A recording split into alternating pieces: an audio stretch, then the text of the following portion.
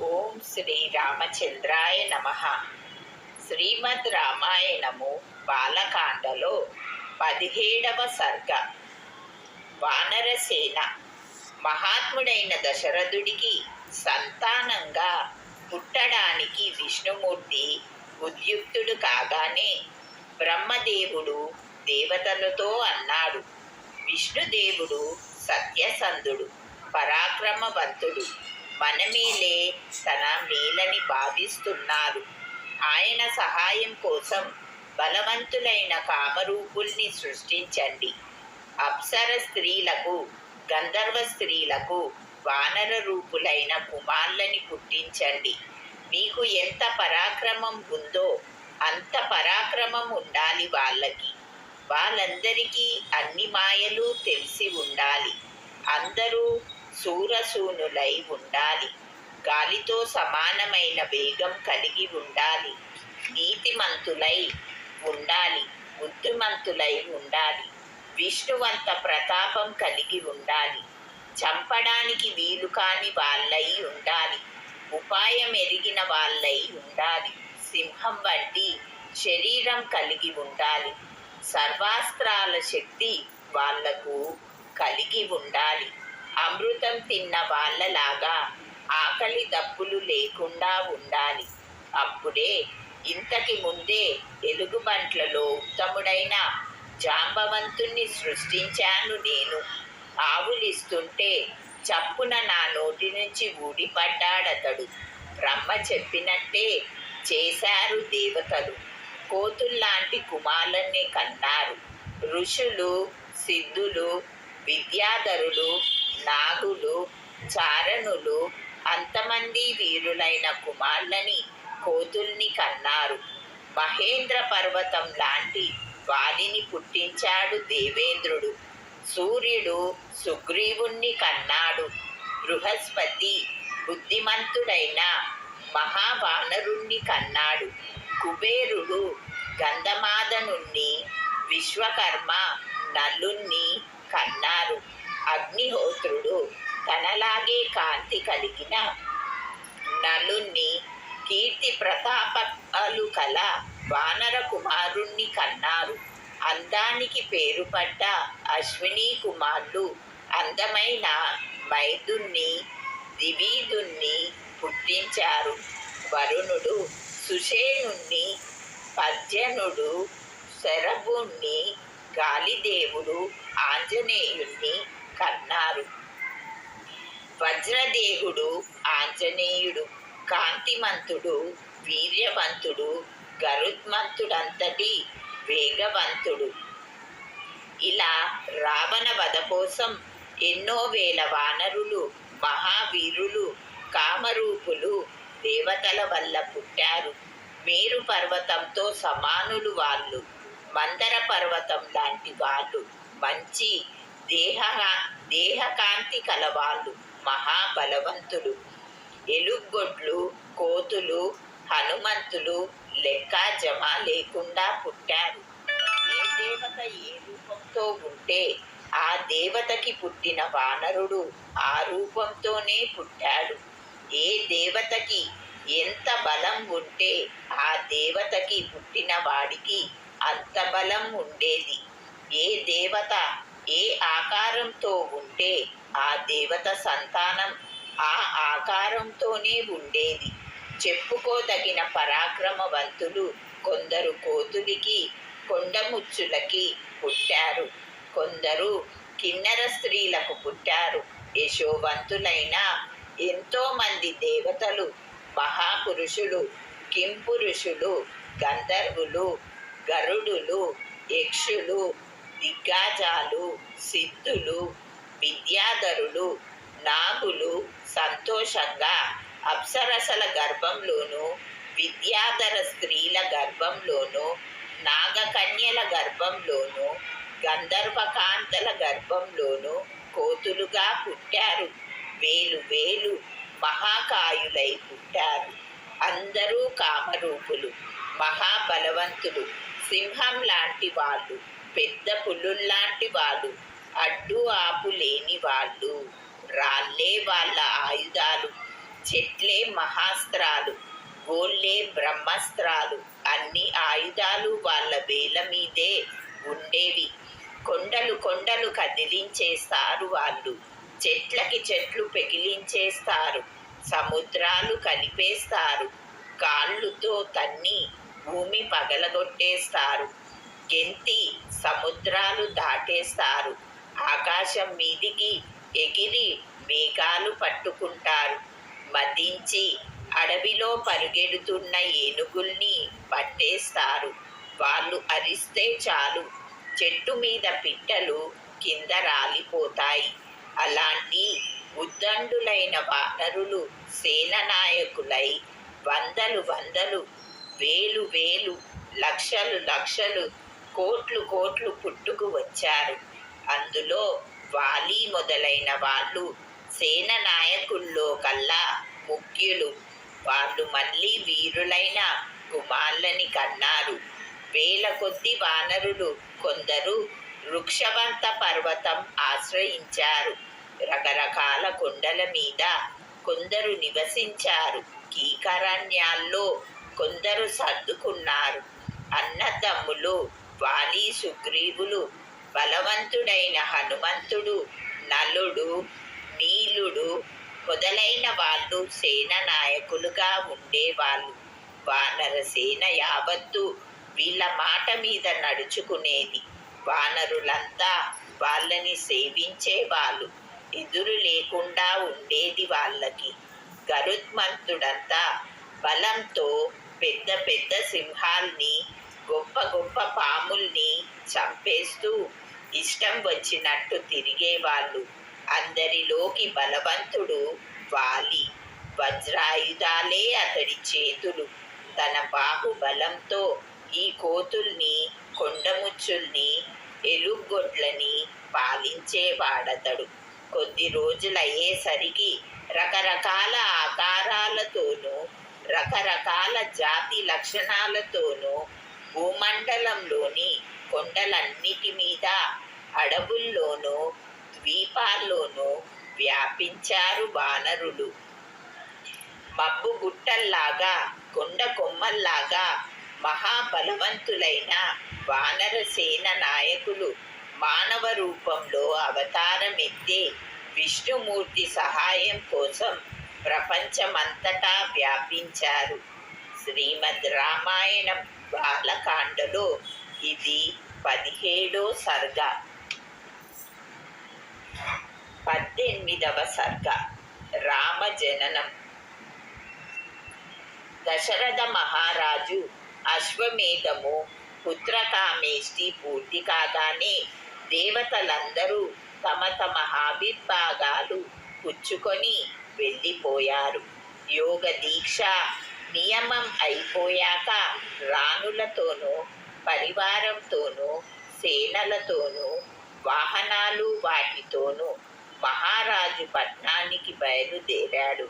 వచ్చిన రాజులు 50 మంది ఎవళ్ళ అర్హతకి తగ్గట్లు వాళ్ళు గౌరవ సత్కారాలు పొందారు, సంతోషించారు. వశిష్ఠ మహామునికి నమస్కారం చేసి తమ తమ దేశాలు వెళ్ళిపోయారు. దశరథుడు బహుకరించిన వస్త్రాలు కట్టుకుని అయోధ్య నుంచి వెళ్ళిపోతూ ఉన్న దేశ దేశాల రాజుల సేనలు తెల్లగా అగుపించాయి. రాజులందరూ సంతోషంగా సెలవు తీసుకు వెళ్ళాక బ్రాహ్మణోత్తముల్ని ముందు పెట్టుకుని దశరథుడు పట్నం ప్రవేశించాడు. ఋష్యశృంగుడు, శాంతాదేవి బాగా గౌరవ సత్కారాలు పొంది అంగదేశం వెళ్ళిపోయారు. పరివారంతో రోమపాదుడు కూడా వాళ్ళతో వెళ్ళిపోయాడు. అంతమందిని వాళ్ళ వాళ్ళ నివాసాలకి పంపేసి దశరథ మహారాజు ఇక కుమారులు ఎప్పుడు కలుగుతారా అని ఉవ్విళ్ళూరుతూ కూర్చున్నాడు. 1 ఏడాది గడిచింది. చైత్రమాసం వచ్చింది. ఆవాల నవమి పునర్వాసు నక్షత్రం. 5 గ్రహాలు ఉచ్చరాశుల్లో ఉన్నాయి. అప్పుడు కర్కటక లగ్నంలో గురుడు, శుక్రుడు ఉండగా కౌసల్య ప్రసవించింది. సర్వ శుభక్షణాలతోనూ ఉన్న కుమారుని సర్వ శుభలక్షణాలతోనూ ఉన్న కుమారుణ్ణి కన్నది. అతడే రాముడు, అతడే జగన్నాథుడు. సమస్త లోకాలు నమస్కరించదగ్గవాడు, మహాభాగ్యశాలి. విష్ణుదేవుడి అర్ధాంశ, ఇక్ష్వాకు వంశవర్ధనుడు. అమిత తేజస్శాలి అయిన కొడుకుని కని దేవేంద్రుణ్ణి కన్నా అదితిలాగా కలకల్లాడింది కౌసల్య. కైకకి ఒక కుమారుడు కలిగాడు. విష్ణువు 8వ అంశ అతడు. అతడే భరతుడు. సత్య పరాక్రముడు, బుద్ధిమంతుడు. సుమిత్రకి 2 కొడుకులు పుట్టారు. పెద్ద కొడుకు లక్ష్మణుడు, చిన్నవాడు శత్రుఘ్నుడు. ఇద్దరూ విష్ణువు అంశలో పుట్టిన వీరుడు, సర్వస్త్రాలు తెలిసిన వాళ్ళు. భరతుడు పుష్యమి నక్షత్రం మీన లగ్నంలో పుట్టాడు.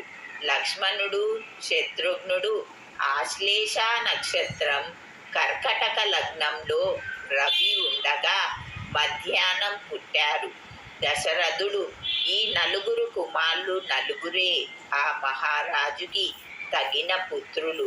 కాంతికి పూర్వాభాద్ర, ఉత్తరాభాద్ర 4 నక్షత్రాల్లాంటి వాళ్ళు జన్మించినప్పుడు గంధర్వులు మధురంగా గానం చేశారు. అప్సరసలు నాట్యం చేశారు. దేవతలు దుందుబులు మ్రోగించారు. పూలవాన కురిపించారు. అయోధ్య ప్రజలు గొప్ప ఉత్సవం చేశారు. వీధుల్లో జనం ఇసుక వేస్తే రాలడం లేదు. రాజమార్గాలన్నీ ప్రజలతో కిటకిటలాడాయి. నర్తకులు నృత్యం చేశారు. పాఠకులు పాటలు పాడారు. వాద్యగాళ్ళు వాద్యాలు వాయించారు. వంది మాగదులు స్తోత్రం చేశారు. పట్టణమంతా కలియుగ వైకుంఠమైపోయింది. పౌరాణికులకు, వంది మాగదులకు లెక్కలేవి బహుమానాలిచ్చాడు మహారాజు.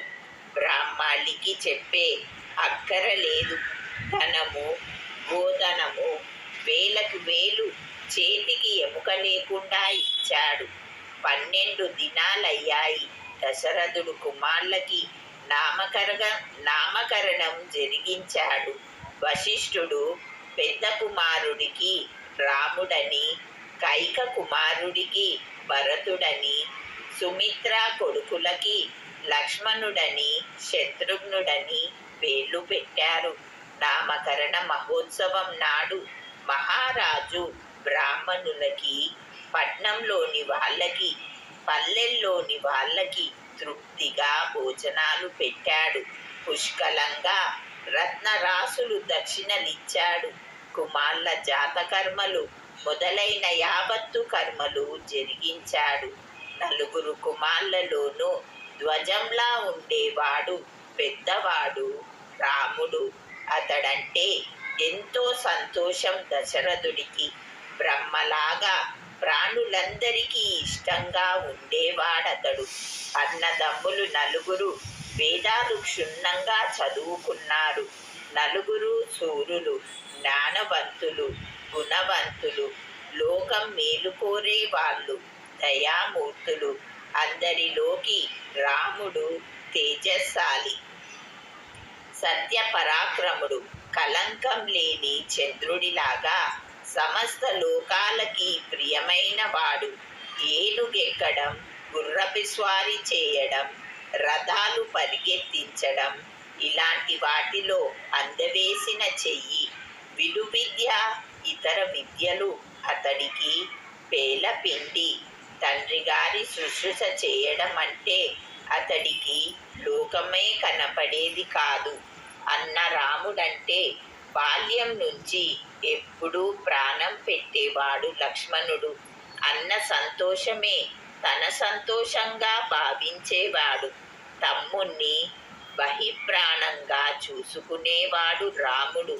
లక్ష్మణుడు పక్కని ఉండకపోతే కంటికి నిద్రే పట్టేది కాదు అతడికి. నోట అన్నమే రుచించేది కాదు.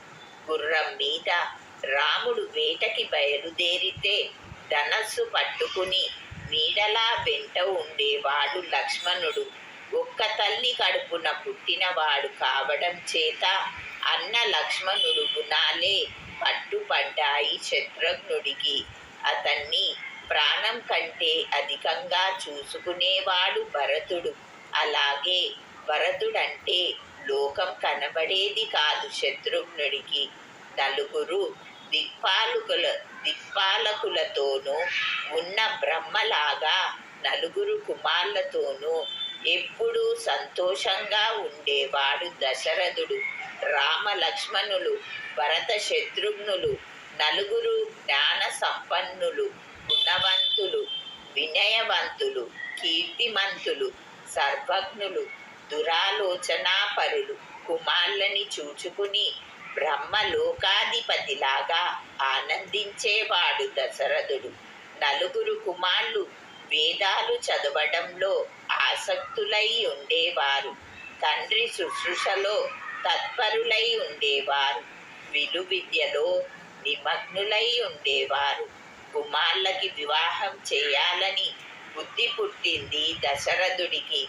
మంత్రులతోనూ పురోహితులతోనూ ఆలోచన ప్రారంభించాడు.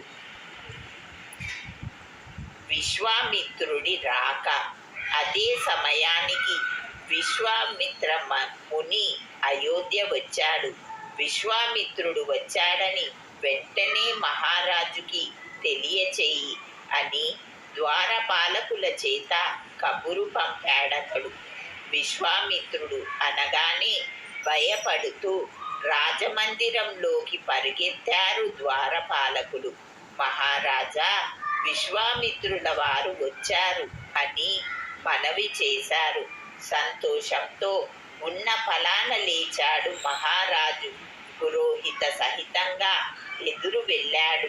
బ్రహ్మ కోసం వెళ్ళిన దేవేంద్రుడిలాగా వెళ్ళాడు. ఎంతో కాలం తపస్సు చేసి అగ్నిహోత్రుడిలాగా ప్రకాశిస్తున్నాడు విశ్వామిత్రుడు. చూసి ఆనందం పట్టలేకపోయాడు దశరథుడు. పురోహితుడి చేత శాస్త్రయుక్తంగా ఆర్ఘ్యము పాద్యము ఇప్పించాడు. స్వీకరించి కుశలమడిగాడు విశ్వామిత్రుడు. మహారాజా, కుశలమేనా? అపాయాలు ఏమీ లేవు కదా? దేశం ఉపద్రవం లేకుండా ఉందా? పట్నము పల్లెలు బాగున్నాయా? బంధువులు స్నేహితులు అంతా కులాసాయేనా? సామంతరాజులు తలవొగ్గుతున్నారా? శత్రువులందరినీ జయించావా? దేవకార్యాలు మానవ కార్యాలు చక్కగా సాగుతున్నాయా అని అడిగాడు. అలాగే వశిష్ఠ మునిని, తక్కిన వాళ్ళని యథాన్యాయంగా క్షేమం విచారించాడు విశ్వామిత్రుడు. అంతమంది సంతోషించారు. విశ్వామిత్రుణ్ణి రాజమందిరంలోకి తీసుకువెళ్ళారు. మహారాజు గౌరవాధారాలు చేశాక అందరూ ఎవరికి తగిన ఆసనాల్లో వాళ్ళు కూర్చున్నారు. మహాముని స్వాగతం ఆనందంతో పులకరిస్తూ అందుకున్నాడు దశరథుడు. కుమార్ల వివాహ విషయం ఆలోచిస్తున్న సమయంలో నువ్వు దయచేశావు. అమృతం దొరికినట్టుంది నాకు. సరిగ్గా అతనికి వాన కురిసినట్టుంది.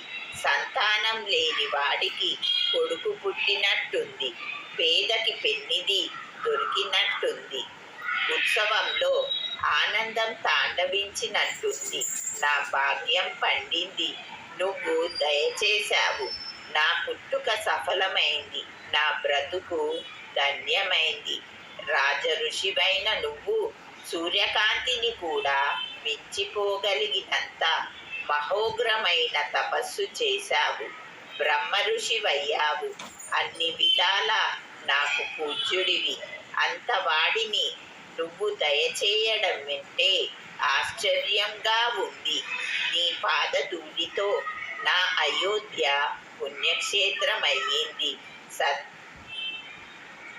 సత్పాత్రుడివి నువ్వు. నేను ఏం చేయాలో అనుగ్రహించు.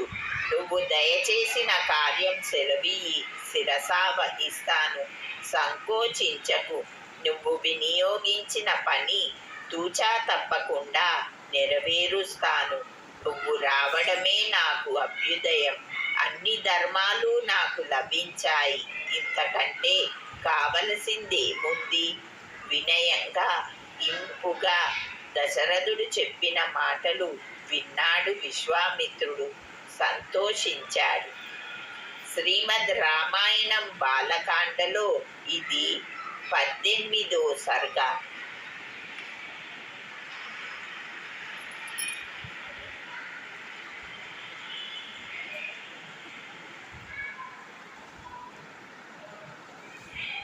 పంతొమ్మిదవ సర్గ.